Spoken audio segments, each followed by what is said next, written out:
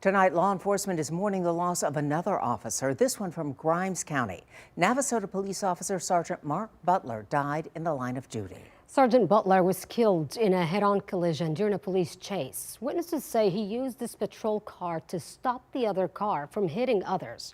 Rusty Charette spoke with one of those drivers who credits Sergeant Butler for saving others' lives.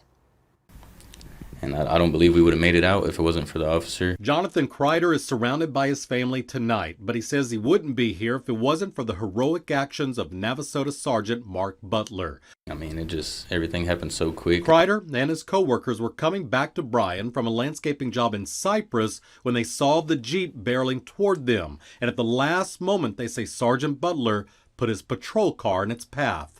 We changed lanes 5 seconds before the impact, and it didn't look like he swerved or hit his brakes, so I truly believe he sacrificed himself for the safety of everybody behind us, and he selflessly gave himself up so that nobody else would perish, in my opinion. Witnesses to the pursuit sent us cell phone video showing the woman behind the wheel of the Jeep driving at a high rate of speed southbound in the northbound lanes with no signs of slowing down. Her reckless actions put numerous lives at risk, but Sergeant Butler's decisive intervention helped to save the lives of others. Jonathan's wife was horrified to hear about what almost happened. He could have been in the hospital if the officer wasn't there. I truly feel he would have been seriously injured or completely gone.